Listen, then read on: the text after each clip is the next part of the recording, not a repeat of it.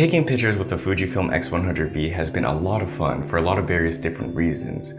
One of the biggest reasons why I enjoy shooting with this camera is that it allows you to try a lot of different things when it comes to colors and film emulations, and more importantly, film simulation recipes. So the camera itself comes with a lot of film emulations that are mirrored from a lot of old film looks and film stocks and aesthetics, and those ones out of camera are very, very good. But similarly, a creator on fujixweekly has made a lot of film simulation recipes that mirror a lot of different film stock, film looks, film colors, etc. So the one I'm showcasing today is called Kodacolor, and this one might be one of my favorite ones yet.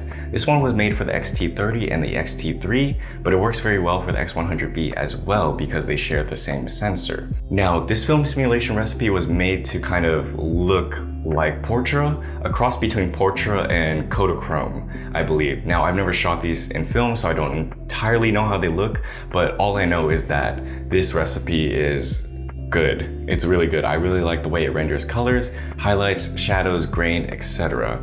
And so I'm going to showcase a lot of pictures I've been taking with it while I've been going on walks. And let me know what you guys think of this recipe down below. I've not done any major editings, mainly just exposure fixes like I did with the other portrait one. So you can expect it to be very akin to what you would be using if you decide to go shoot with this today or tomorrow.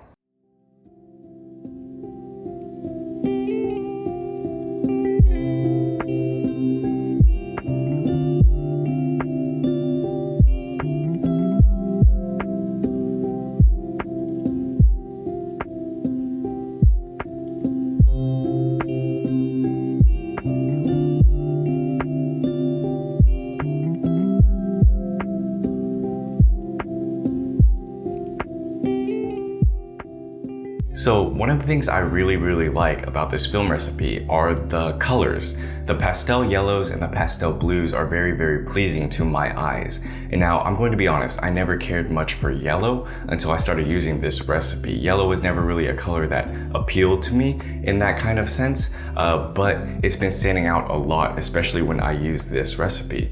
And that's because it kind of looks like it's like faded yellow or a faded blue, and I think it just looks really nice. So the same goes with the blue. It's not like a bright blue or like a poppy blue. It's more of a like a cyan blue, and it looks awesome. So that's one of my favorite things about using this Kodacolor recipe, is that the yellows and the blues have a really pleasing look and they render really well.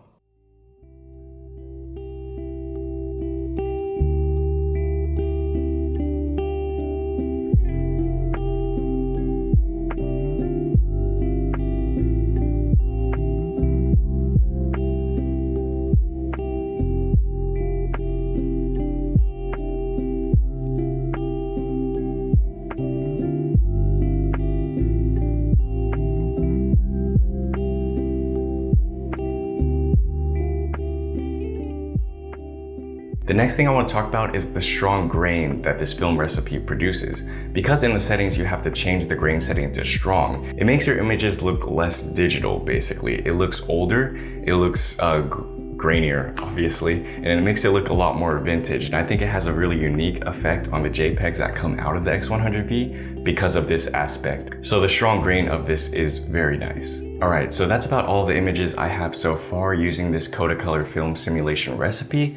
Hopefully you guys like the images as much as I did, and if you're interested in using this film simulation recipe, go to fujixweekly and check it out on the X-Trans4 sensor, I don't know, list thing like that. And yeah, I encourage you guys to shoot with a lot of different recipes and emulations because they are fun and they create different looks and aesthetics that you kind of have to get used to, which makes shooting with X100v a lot more different than, you know, just using the ones that are inside the camera. If you guys like this video, please do like and subscribe to this channel, and I will be making a lot more videos on the Fujifilm X100v, so hopefully you are there to see them, and I will catch you guys in another video. Peace.